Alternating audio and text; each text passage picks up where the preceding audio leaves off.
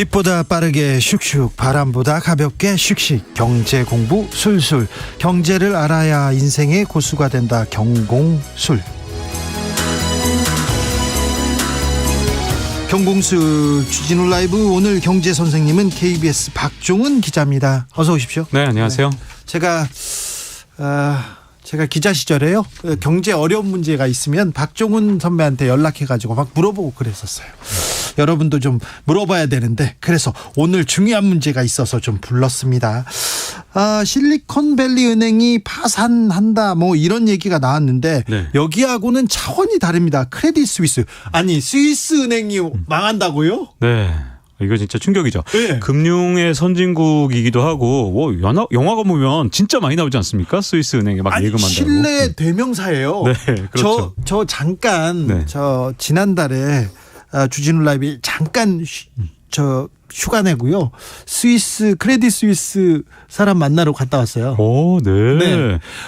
각 그 정상들 비자금이요, 다 거기 거쳐갑니다. 그렇죠. 항상 네. 스파이 영화 같은데 보면 이렇게 뭐 검은 돈들이 네. 스위스 은행들을 거쳐가는 모습이 나오잖아요. 줄이 딱 가잖아요. 그럼 네. 가장 가운데 UBS, 크레딧 스위스 딱 있습니다. 네. 그 골목길에 저 뒤에서 만나야 됩니다. 맞습니다. 네. 그래서 사실 크레딧 스위스는 지금 실리콘밸리 은행하고는 급이 완전히 다르거든요. 차원이 다르죠. 네. 일단 자산 규모가 무려 5,700억 달러였는데 이게 왜 공포감을 좀 줬었냐면 리먼 브라더스 사태, 이거 진짜 모든 분들이 기억하시잖아요. 리먼 브라더스가 자산 규모가 6천억 달러였습니다. 네. 그러니까 실리콘밸리 은행은 사실 사이즈가 좀 작은 은행이었기 때문에 뭐 망한다 하더라도 큰 문제가 아니었는데, 이게 5,700억 달러짜리 은행이 망하면 리먼하고 파급 효과가 굉장히 비슷할 수 있잖아요. 전 세계적 파급 효과. 네. 그리고 사실은 이게 최근에 한 1년 동안 쪼그라들어서 그렇지 한 해 전만 해도 8천억 달러가 훨씬 넘었던 은행이거든요. 네. 그런데다가 이게 글로벌 금융회사들하고 아주 밀접하게 연관이 다 돼 있어요. 그래서 파생 상품을 서로 주고받고 하는 관계이기 때문에 만약에 크레딧 스위스가 문제가 진짜 생겨서 파산을 했다, 그러면 글로벌 금융 시스템조차도 붕괴될 수 있는 아주 위험한 일촉즉발의 사태가 사실은 지난 주말에 있었던 겁니다. 아, 그래요? 네. 지난해였던가요? 코로나 위기 이후에 금융위기 온다, 경제위기 온다, 전문가들이 지적했는데, 그러면 진짜로 위기가 오는 거네요? 갑자기 확 들어오시니까 이 말씀은 좀 드려야 될 것 같은데요. 이제 많은 분들이 사실은 뭐 이제 증시 유튜브나 뭐 아니면 라디오를 통해서 이 소식을 접할 때 저도 정말 많이 봤거든요. 이런 얘기를 하는 거예요. 이번엔 다르다. 이번에는 금융당국이 워낙 신속해서 주말에 다 해결해 놓고 월요일 딱 됐을 때 블랙먼데이 막는 이 신속함을 보라. 예전에 2008년에는 준비가 안 돼 있었기 때문에 이런 글로벌 금융위기를 그대로 두드려 맞았지만, 이제 새로운 금융당국은 정말 신속하게 지금 실리콘밸리 은행도 주말에 해결해서 지지난 주말에 해결했죠. 그다음에 크레딧 스위스도 지난 주말에 해결했으니까 이번에는 위기를 피할 수 있을 것이다 라는 견해는 적어도 틀린 견해입니다. 기자님, 그러니까요. 또 다른 게 오면 계속 막을 수 있을까요? 그러니까 그 부분이 문제인데요. 사실은 이게 왜 그러냐면, 사실은 2008년 글로벌 금융위기 때도 이번 사건하고 정말 똑같은 사건이 정말 데자뷰처럼 일어났었거든요. 그때도 3월이었어요. 2008년 3월. 날짜도 3월 14일, 굉장히 비슷하죠. 그때 뭐가 문제였냐면 베어스턴스 사태라는 게 있었습니다. 기억합니다. 네, 미국의 5대 투자은행, 여기도 정말 유서 깊은 곳이었거든요. 그리고 베어스턴스에서 사실은 별 문제 없다, 12일, 13일까지만 해도 그냥 괜찮다 그러다 갑자기 14일 날 이 은행 망한다 그러니까 연준 페드에서 돈을 있는 대로 막 구제금융하고 난리를 쳤어요. 14일 날. 그리고 나서 이 은행을 거의 반강제적으로 JP 모건한테 인수합병을 시켰거든요. 일요일 날 시켜버린 겁니다. 그러니까 금요일 날 사태가 일어나니까 일요일 날 금융당국이 다 모여서 JP 모건이 인수를 하게 한 건데, 이번에 크레딧 스위스랑 거의 똑같죠. 그때도 발빠르게 움직였네요. 그렇죠. 그래서 이번엔 정말 신속하게 잘 대응하고 있다는 것은 제가 보기엔 2008년에 금융당국을 너무 우습게 보는 얘기인 거죠. 자, 아무튼 리먼 같은 사태는 피했지만, 이거 좀 긴축 유지에 또 흔들린 신뢰, 이거 살얼음판이다, 계속 얘기 나옵니다. 괜찮을까요? 이 베어스턴스 사태 때 어떻게 됐는지를 좀 더 그 뒤를 살펴보면요. 자, 이 3월 16일 일요일 날 이 인수합병이 딱 발표되니까 증시는 어떻게 반응했을까요? 월요일 날 하루는 일단 살짝 하락했습니다. 살짝. 네. 그 다음부터 화요일부터 증시가 이제 상승을 시작하는데 네. 그 당시에 증시 상승 딱 2달 동안 지속됐고요. 2달 동안 주가가 한 S&P 500 지수 중심으로 한 12% 오르다 보니까 올랐어요. 네. 그래서 금융위기 이제 끝났나 보다. 네. 그래서 언제까지 올랐냐면 5월 중순까지 딱 올랐습니다. 네. 딱 2달 동안. 그리고 나서 주가가 다시 폭락을 했죠. 네. 그래서 이걸 뭐라고 부르냐면 베어스턴스 바운스, 즉 베어스턴스 반등이라고 부르거든요. 네. 일시적인 눈속임. 왜냐하면 JP모건이 이걸 샀기 때문에 이제 문제가 없겠지. 이걸 동시에 연준에서 천문학적인 돈을 그 당시에 뿌렸으니까 설마 더 이상 문제가 생기겠어라고 했던 시절이 있었거든요. 그래서 지금의 상황을 저는 안타깝게도 50대 50밖에는 볼 수가 없는 게 그래요.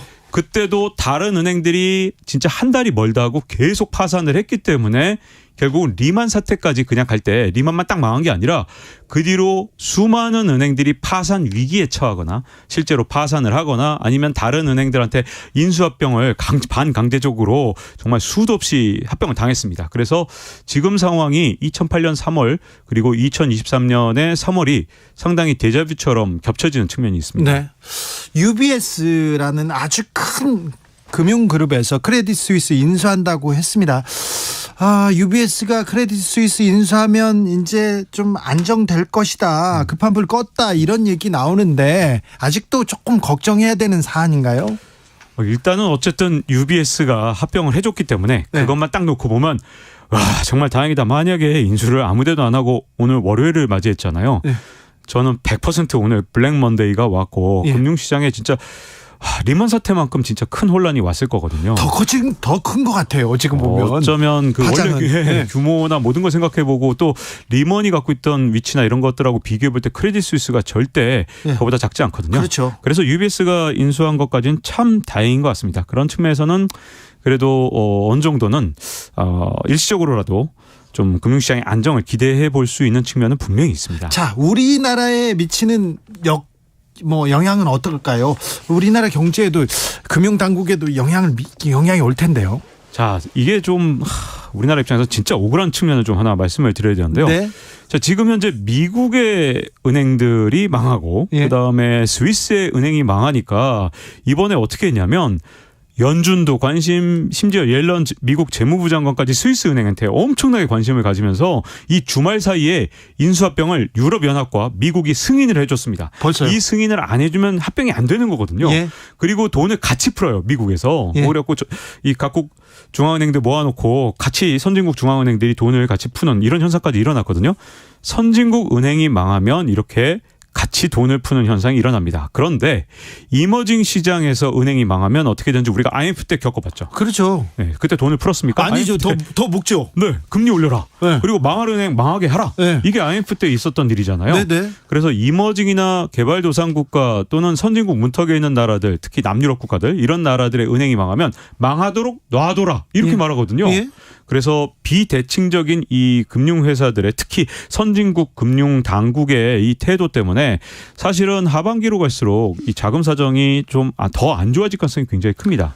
그렇죠. 네, 근데 선진국 은행들이 망할 땐 이렇게 다 같이 합심해서 돕다가 이머징 시장에서는 분명히 망하도록 놔두라고 할 거기 때문에 세계 은행 쪽에도 다 대마불사네요. 큰 데는 도와주고 작은 네. 데는 또 이렇게 정리하고. 그 이유가 선진국 은행들은 서로 자기들끼리 굉장히 밀접하게 연관돼 있기 때문에 예를 들어 크레딧 스위스가 망하는 경우에 네. 미국 은행들까지 영향을 줄까 봐 이런 현상이 나타나는 거죠. 자, 돈이 좀 풀립니까? 그러면 물가가 영향을 받습니까? 네, 저는 이제 앞으로 연준이든 아니면 이제부터 중요합니다. 이제부터 잘 들으셔야 됩니다. 사실은 지금까지 이제 강력한 긴축 정책을 써왔잖아요. 예. 근데 의외였던 건 유럽 중앙은행이 ECB에서 놀랍게도 이 상황이 크레딧 스위스 은행 이 위기 상황이 생겼는데도 불구하고 0.5% 포인트나 금리를 인상했습니다. 예. 자, 이 얘기는 그만큼 물가 상황이 진짜 심각하다는 얘기거든요. 네.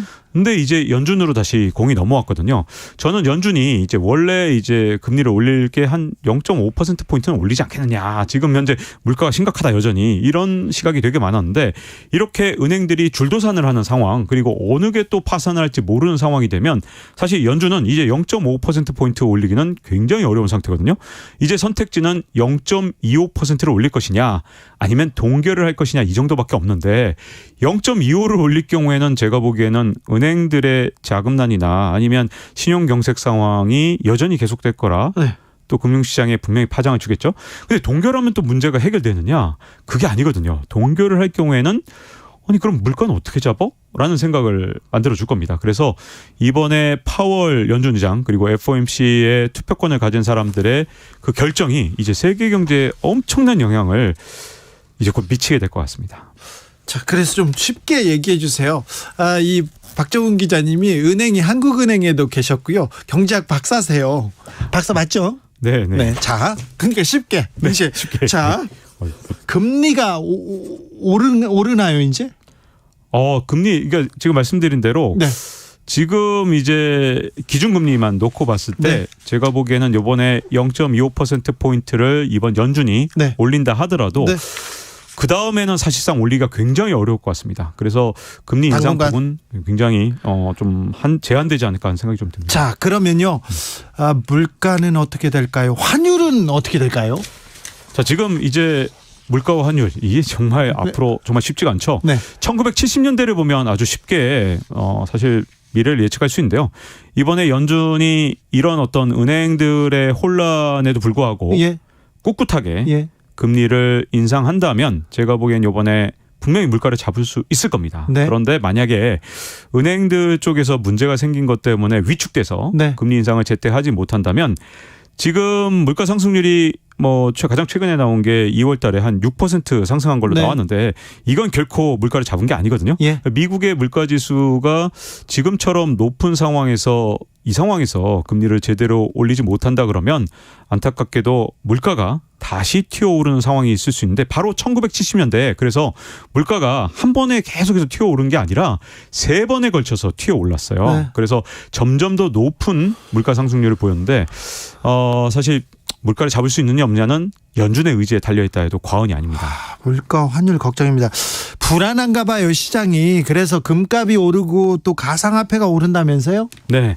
사실 이제 제가 지금 현재 진행하고 있는 박종훈의 경제한방 KBS 경제 유튜브인데요. 네. 여기서는 지금 제가 1년에 한 번씩 금에 대해서 강조를 해왔습니다. 최근 2, 3년 네. 동안. 왜냐하면 달러와 금은 사실 서로 정반대 네. 반비례 관계인데 달러에 대한 신뢰가 계속 클 경우에는 금값이 네.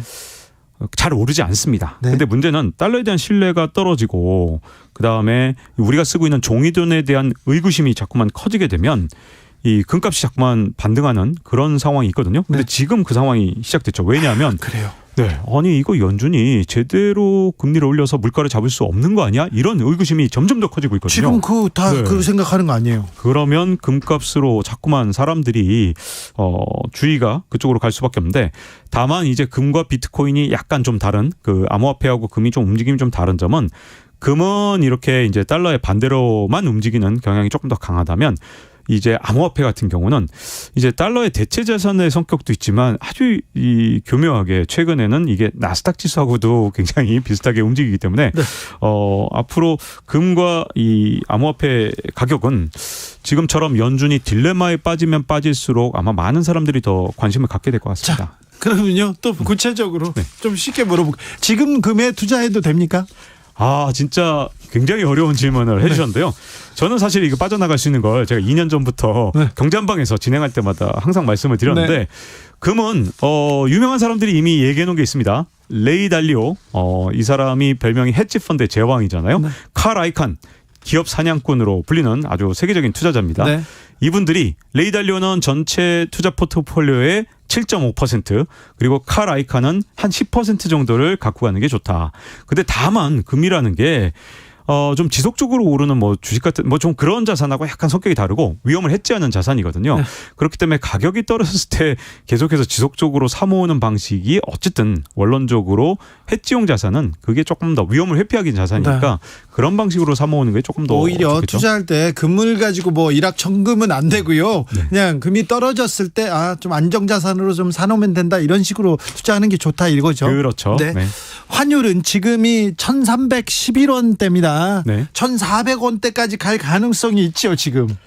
이 달러 인덱스라는 게 있습니다. 이 설명을 꼭 드려야 되는데 이 세계 주요 통화 6개 통화 대비 달러화 가치를 나타내는 게 달러 인덱스인데 네. 요거 이제 우리나라 통화는 아니고요. 유로화나 뭐 엔화나 이런 통화들 대비 달러화 가치를 나타내는 국제적으로 달러화 가치가 어떻게 될 거냐라는 걸 나타낸 건데 이 달러 인덱스는 제가 보기에는 앞으로 지속적으로 엄청나게 오를 가능성은 그렇게 크진 않아 보여요. 네. 그러니까 국제적인 달러 가치는 크게 문제가 아닌데 문제는 우리 원화의 가치가 문제입니다. 예. 지금처럼 무역수지 적자가 지금 계속되죠. 기록적인 수준이잖아요. 네. 그리고 경상수지 적자도 지금 사상 최악의 적자를 봤습니다. 그렇게 네. 되면 이 상황을 바꾸지 못하는 한 우리 원화 가치가 연말에 또 흔들릴 가능성은 지금으로서는 상당히 높다고 보여집니다. 지금 보면 물가도 그렇고 환율도 그렇고 거기에다가 금리도 불안합니다. 올라갈 가능성이 있는데 지금 경제신문 중심으로 봄 이제 바닥 찍고 반등한다. 봄맞이 청약시장 훈풍 이제 부동산 들썩거린다. 이런 보도가 나오잖아요. 그 보도를 곧대로 믿어서는 큰일 나죠. 지금 제일 큰 문제가 정부에서 자꾸 약간의 부양책스러운 약간 부동산 규제 완화가 지금 나오고 있거든요. 네. 이게 뭐가 문제가 되냐면 앞으로 이제 올 연말이 되면 어떤 방식으로 움직이냐면 이제 각국의 중앙은행이 건전성 규제를 강화할 가능성이 큽니다. 왜냐하면 은행들이 망했잖아요. 네. 일단 당장은 돈을 풀지만 네. 요 위기가 살짝 지나가게 되면 야, 이 돈 허투루 투자하지 마. 은행들을 규제하겠죠. 하겠죠. 그렇게 되면 선진국의 돈이 이 개발도상국가나 아니면 우리 같은 선진국 무턱에 있는 국가에서 돈이 빠져나갈 가능성이 좀 더 크기 때문에 하반기로 갈수록 달러를 구하기가 좀 더 힘들 가능성이 있거든요. 현재로선. 그런데 그렇게 됐을 때 어떤 나라가 가장 큰 타겟이 되냐 하면 자꾸 외환시장에서 환율에 영향을 미치기 위해서 외환보급을 통해서 자꾸 외환시장에 개입을 하잖아요. 그러면 이 해외 투자자들 입장에서 돈을 예를 들어서 오늘 왕창 빼나가요. 그러고 나서 외환당국이 개입을 해서 환율을 다시 막 끌어올립니다. 네. 그러면 그 원화 가치를 끌어올리면 그러면 다음날 또 빼갈 수 있잖아요. 네. 이런 나라들은 잘못하면 이 일종의 현금 인출기처럼 될 가능성이 있거든요. 네. 근데 가장 큰 문제는 그런 나라에서 부채 문제가 해결되지 않고 부채가 더 부풀어 있는 상황이라면 사실은 세계적으로 헤지펀드의 이 공격 대상이 될 수 있기 때문에 지금 같은 경우는 이 자꾸만 풍선을 부풀리는 그런 방식으로 정책을 쓰는 것보다는 네. 우리 역시 건전성을 좀 확보하면서 네. 과도한 부양책보다는 좀 안정적인 정책을 쓰는 게 좀 더 중요하다고 봅니다. 지금은 안정적으로 좀 지키고 관망해야 될 때네요. 네, 부동산 막 사거나 어디 투자하고 그럴 때는 아니네요. 이 굉장히 지금처럼 불확정성이 굉장히 커진 상황에서 네. 모험적인 투자를 하기 조금 쉽지 않은 그런 상황이 되고 있습니다. KBS 박종훈 기자에게 들었습니다. 감사합니다. 네, 감사합니다.